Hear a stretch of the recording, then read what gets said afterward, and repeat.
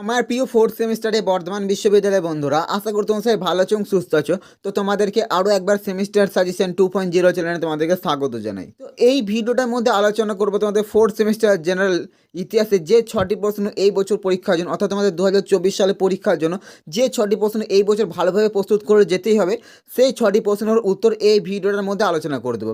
এবং এই 6টা প্রশ্ন যদি তোমরা ভালো করে প্রস্তুত করে নিতে পারো, এখান থেকে তোমরা 2 থেকে 3টে প্রশ্ন 100% কমন পেয়ে যাবে।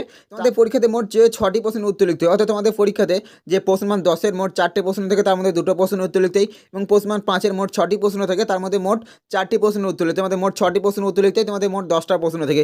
এখানে আমি মোট 6টা প্রশ্ন দিচ্ছি। এই 6টা প্রশ্ন তোমরা অতি অবশ্যই ভালো করে প্রস্তুত করবে। তোমাদের যে পরীক্ষাতে যে 6টি প্রশ্ন উত্তর লিখতে হয়, তোমরা হুবহু এখান থেকে যে 6টি প্রশ্ন দিয়ে 6টি প্রশ্ন কমন পেয়ে যেতে পারো।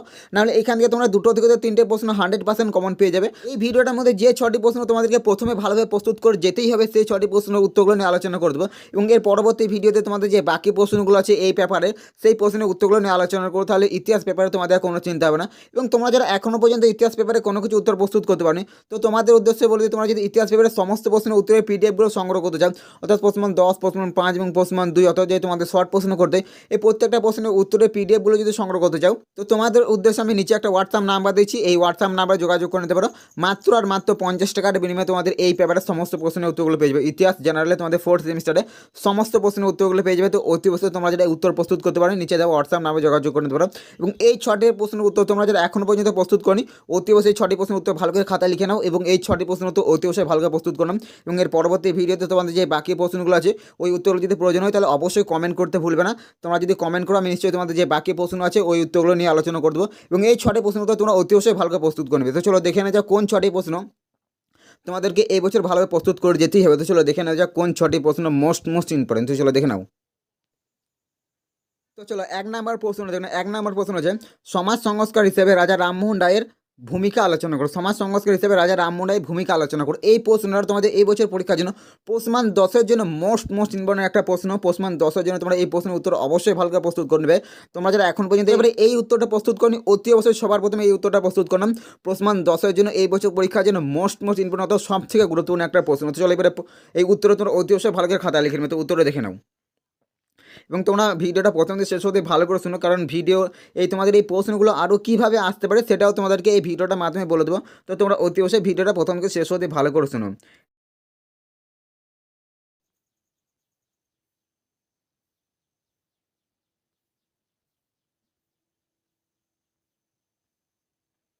এবং 2 নম্বর প্রশ্নটা দেখলাম, এই প্রশ্নটাই কিন্তু সমান গুরুত্বপূর্ণ একটা প্রশ্ন। মোস্ট ইম্পর্টেন্ট এই প্রশ্নটা খুবই গুরুত্বপূর্ণ একটা প্রশ্ন। প্রশ্ন হচ্ছে 1857 খ্রিস্টাব্দে মহাবিদ্যার তাৎক্ষণিক বা প্রত্যক্ষ কারণগুলি কী ছিল।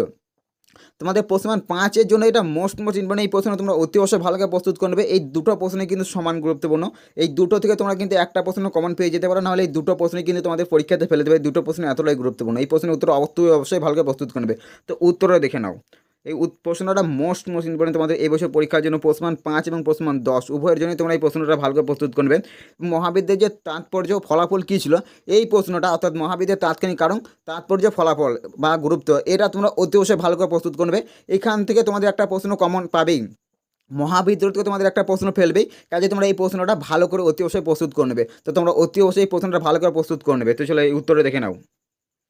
এই প্রশ্নটা খুবই গুরুত্বপূর্ণ একটা প্রশ্ন। মহাবিদ্রোহের তাৎক্ষণিক কারণ এবং যে গুরুত্ব, ফলাফল, এগুলো তোমরা অতি অবশ্যই ভালো করে প্রস্তুত করে নেবে। এটা প্রশ্ন 5 এবং প্রশ্ন 10 উভয়ের জন্যই খুবই গুরুত্বপূর্ণ প্রশ্ন একটা।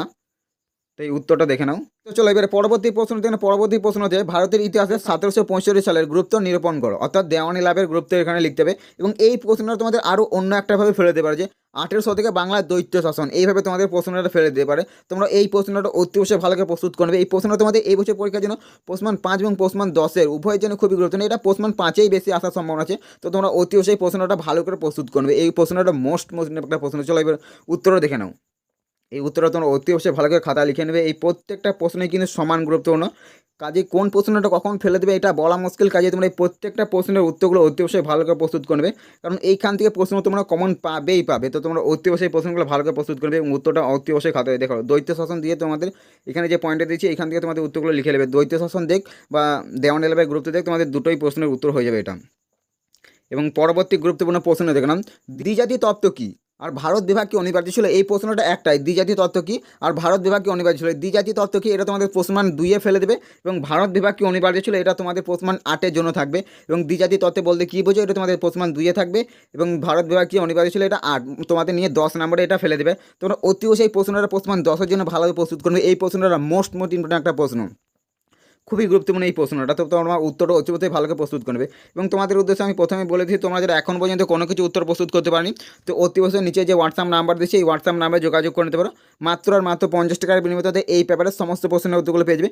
এছাড়াও তোমাদের যদি আরও অন্যান্য পেপারের উত্তর প্রয়োজন হয়, তাহলে এই হোয়াটসঅ্যাপ নাম্বারে যোগাযোগ করে নিতে পারো। তো চলো এই উত্তরটা দেখে নাও। উত্তরটা অতি অবশ্যই ভালো করে খাতা লিখে নেবে। এই প্রত্যেকটা প্রশ্নের উত্তরগুলো মোস্ট ইম্পর্টেন্ট।